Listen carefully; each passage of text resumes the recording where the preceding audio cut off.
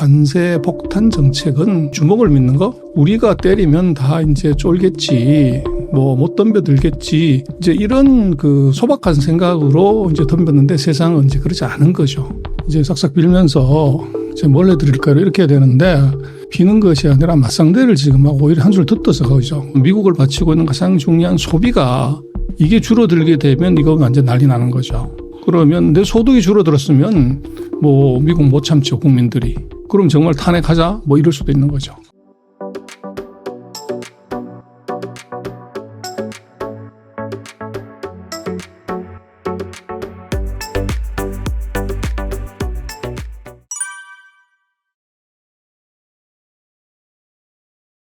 달 책방 시청자 여러분 안녕하세요. 저는 중국경제금융연구소의 전병서 소장입니다.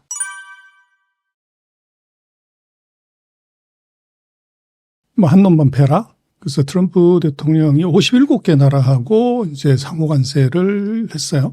근데 어떤 나라도 전 세계를 상대로 이제 전쟁하는 것은 승산이 낮죠. 그래서 이제 나머지는 그 유예를 일단 하고 그 중에서 제일 큰 놈, 이제 중국하고 이제 협상을 시작하는 거라고 봐야 될 것 같고요. 근데 그게 트럼프 대통령이 특별히 제가 볼 때는 전략이 있어서 그런 게 아니라 세게 이제 나가자고 해서 57개를 다 이제 때렸더니 주가가 폭락을 해버린 거죠. 그래서 나스닥에 하루에 12%를 폭락을 하니까 거기에 실제로는 겉은 당당한 차지금 속으로는 겁먹었다. 그래서 시장의 충격을 완화시키는 방법으로 했고, 그래서 그 다음날 이제 정무장관이 원래 우리 각본에 있었다. 근데 각본을 하루 만에 바꾸는 각본이 어디 있습니까? 국가정책인데. 그래서 그거는 이제 임기응변을 했다. 그렇게 보여지고 한 놈만 집중하자. 이제 그렇게 볼 수 있을 것 같아요.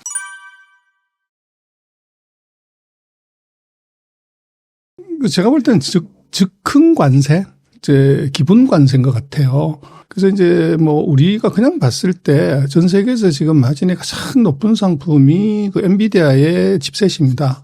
그게 마진이 한 63% 되거든요. 그리고 이제 우리 반도체가 경기 좋을 때 한 40% 마진이 돼요. 보통 우리 수출 품목 5%, 10%가 안 되거든요.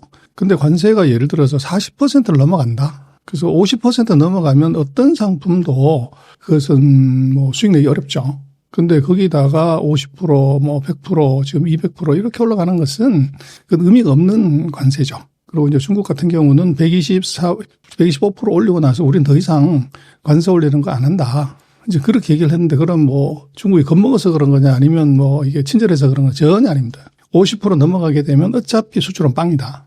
미국이든 중국이든 서로가. 근데 거기다가 250% 아니라 2500%를 때린들 수출을 못하거나 안 하는데 무슨 의미겠냐 이거죠.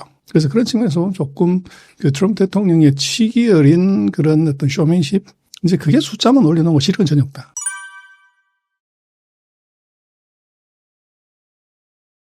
당연히 알고 있겠죠. 알고 있는데 그것은 이제 중국이 예를 들어서 10% 때렸어요. 중국이 항복 이러면 되는데 중국이 약을 올리려고 15%를 때렸거든요.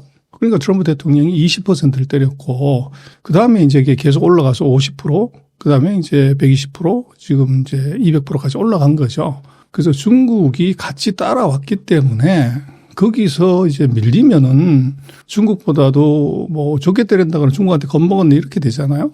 그러다 보니까 이제 기싸움에서 안 밀리려고 하다 보니까 240까지 가는 이제 해프닝이 벌어진 거죠.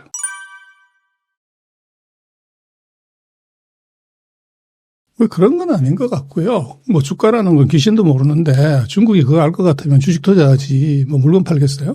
그래서 이제 사후적으로 봤더니만 이제 그런 일이 벌어졌고 거기에 이제 중국이 드디어 팁을 얻은 것 같아요. 트럼프를 공략하는 것보다가 마켓을 공략해라. 그래서 그것은 이제 주식시장을 공략하면 되는 거죠. 그래서 주가 폭락에 트럼프가 꼼짝 못한다는 걸 이제 알게 된 것 같고, 그래서 그걸 사전적으로 예측을 해서 이런 거는 아닌 것 같아요.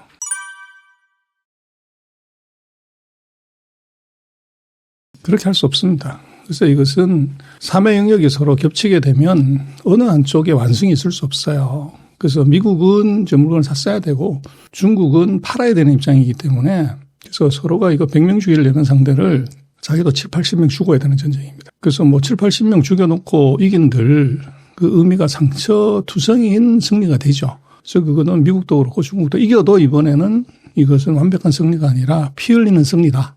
그래서 뭐 최종적으로 외면상으로는 뭐 미국이 이길 수도 있고 뭐 이렇지만 그것은 실익이 없는 이제 승리 그럴 가능성이 있어 보입니다.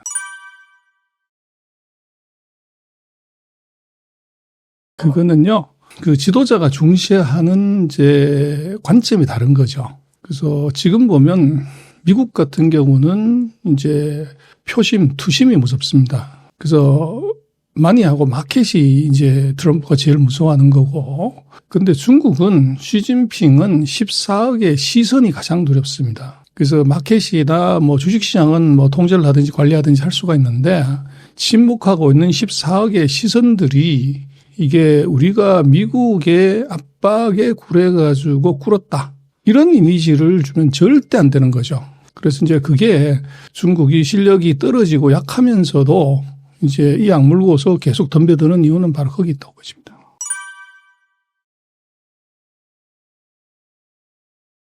그래서 지금 이제 관세는 이것은 트럼프가 원하는 것에 실현을 하기 위한 한 개의 방안입니다. 그래서 제가 볼 때는 미국은 중국에 대해서 무역으로 시비를 걸고 그다음에 기술로 목을 졸라서 중국이 지금 뭐 최근 한 30년간 벌어간 무역수지 흑자 돈을 털어가려고 하는 전략이죠.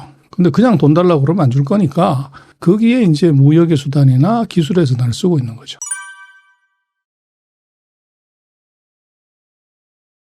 계속 옆길로 가고 있죠. 그래서 보복 관세를 세게 때리면 이제 싹싹 빌면서 이제 뭘 해드릴까요? 이렇게 해야 되는데 비는 것이 아니라 맞상대를 지금 하고 오히려 한 줄 더 떠서 가죠. 그래서 보복 관세를 10%를 때리니까 중국이 15%를 때리면서 두 가지를 더 했어요. 구글을 제재를 하고 텅스탄하고 비스무스 광물 제재를 같이 했어요. 카드 두 개를 더 쓴 거죠. 그리고 거기에 이제 미국 20%를 때리니까 그런 이제 보복 관세 때리는 것 플러스 그 광물 때리고 하는 거 외에 또 이제 더 추가를 하는 거죠. 예를 들면 이제 뭐 시트에 들어가는 어떤 장비에 대해서 이 반덤핑 이제 이걸 또 제소를 해버리는 거예요. 그래서 한술 더 떠서 이제 가니까 이게 미국이 좀 당황스럽죠. 그러다 보니 그건 어떻게 밀리면 안 되니까 더 세게 얘기하려고 그러다 보니까 이제 말이 안 되는 뭐 역사로 최대의 지금 보복 관세율을 때리는 일이 벌어졌고 그래서 이제 그거는 이게 뭐 그런 말이 있지 않습니까? 익숙한 게 가장 나쁘고 이제 그렇다고 트럼프 대통령이 1기 때 무역 전쟁을 했단 말이에요. 근데 그때 못 이겼어요. 그래서 이겼으면 트럼프 당선됐겠죠. 그래서 지금 트럼프가 하고 있는 것은 뭐 여러 가지 국가적인 대기 의미도 또 하나 복수혈전이라는 의미도 있어요. 다시 한번 이거 이제 죽여보겠다 이렇게 들어간 건데 그게 한 번 실패한 게 두 번째 성공한다는 확률은 훨씬 낮죠. 그러다 보니까 이제 트럼프 대통령이 무리하게 지금 밀고 나가는 것이고 그걸 또 이제 다른 측면에서 보면 경험이 최고의 선생님이죠. 중국은 이미 이제 7년 전에 당해봤기 때문에 이번에 오면 또 그걸 할 거라는 것에 이제 내부적인 준비가 돼 있었던 것 같아요.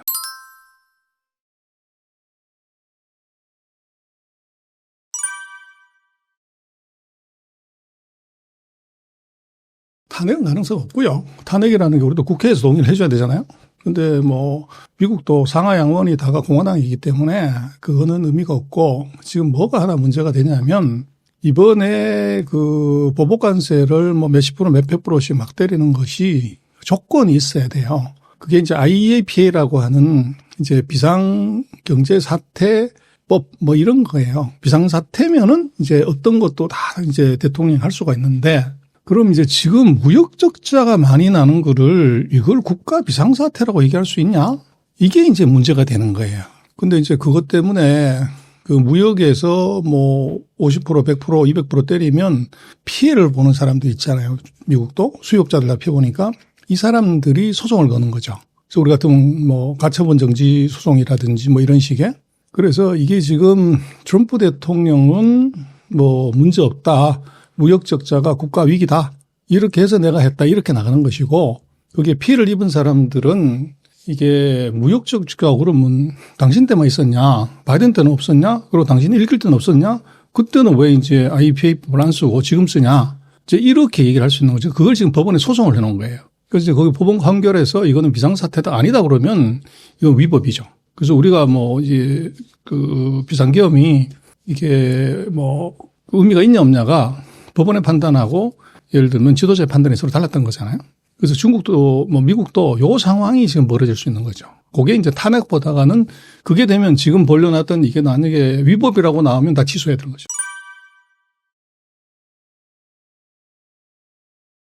엉터리입니다. 그래서 이제 그게 왜 과장이 됐냐면 이제 우리가 팩트 체크를 잘 안 해봐도 중국은 뭐 우리가 꼴도 보기 싫으니까 중국이 뭘 하는지 관심이 별로 없어요. 그래서 중국이 미국 국채를 한 7,600억 정도 갖고 있습니다.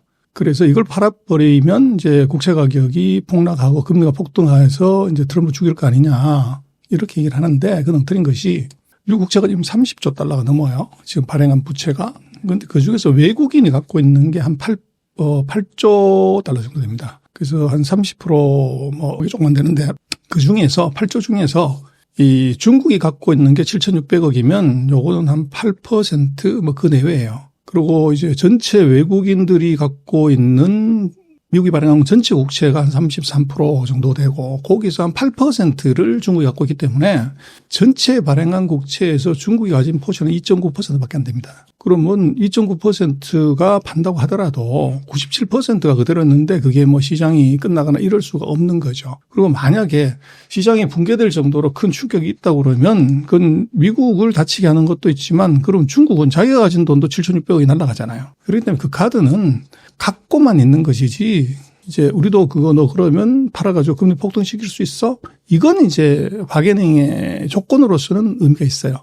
근데 실제로 그걸 팔았을 때 시장은 제가 볼 때는 하루 주가가 또는 이제 금리가 폭등할 정도지 그게 시장을 붕괴시킬 정도 수준은 위력은 절대 갖지 못한다.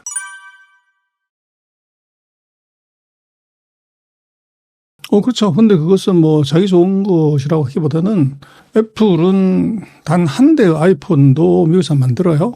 중국에서 95%를 만들기 때문에 그렇게 때리면 방금 얘기하신 500만 원짜리 아이폰이 나왔을 때 삼성이 200만 원짜리하고 게임이 안 되는 거죠. 그냥 시장을 다 잃어버리는 그런 결과가 오니까 이제 그냥 질러놨는데 나중에 악마는 디테일에 있다고 그러잖아요. 디테일을 봤더니만 이거 큰일 난 거를 이제 본 거죠. 그래서 이제 노트북하고 스마트폰은 제외. 아까도 말씀드렸던 것처럼 90일간 유예 원래 있던 스케줄이야. 그리고 또 이번도 놓고 보면 그 결정하는 이틀인가 만에 노트북, 핸드폰은 제외 이렇게 했단 말이에요. 그게 원래 스케줄이 있었던 거냐 아니면은 별 생각 없이 내질렀다가 문제가 커지니까 이제 부랴부랴 막은 거냐 그러면 그 후자의 느낌이 냄새가 너무 풀풀 나죠.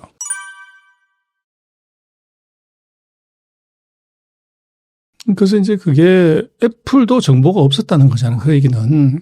그래서 그게 아까도 말씀드렸던 즉흥 관세, 이게 폭탄 관세라는 것이 대통령 마음대로 내질렀던, 그리고 또 재미난 것은 그거죠.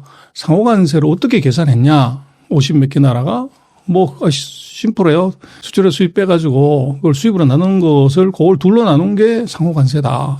그러면 재무부 장관, 사무부 장관은 초등학생이 해도 되죠. 그래서 그런 엉터리로 이제 계산을 했는데 문제는 이게 대통령이 이따만한 판 들고 와가지고 각국의 베트남 50몇 %, 한국이 25% 이걸 보여줬어요. 근데 보도자료에 나온 데이터하고 여기 숫자하고 서로 다른 거야.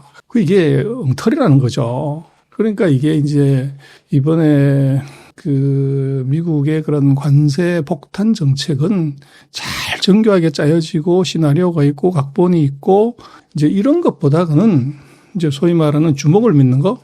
우리가 때리면 다 이제 쫄겠지, 못 덤벼들겠지, 이제 이런 소박한 생각으로 이제 덤볐는데 세상은 이제 그렇지 않은 거죠. 그래서 전혀 예상치 않던 관세를 때렸는데 이게 총을 쐈더니만 참새를 잡으려고 참새는 다 날라고 그 밑에는 이제 곰이 코피를 줄줄 흘리는 현상이 벌어진 거예요. 그래서 곰이 깜짝 놀라 자기 코를 찌른 거죠. 그래서 관세를 때렸는데 주가가 대폭락을 해버렸단 말이야. 전혀 의도하지 않은 이제 상황이 벌어졌고, 근데 그것이 미국은 가계소득의 70%가 금융자산이기 때문에 그게 떨어지면 가계소득이 떨어지는 것이고, 소득이 떨어지면 미국을 바치고 있는 가장 중요한 소비가 이게 줄어들게 되면 이거 완전 난리 나는 거죠. 그러면 내 소득이 줄어들었으면 미국 못 참죠, 국민들이. 그럼 정말 탄핵하자 이럴 수도 있는 거죠.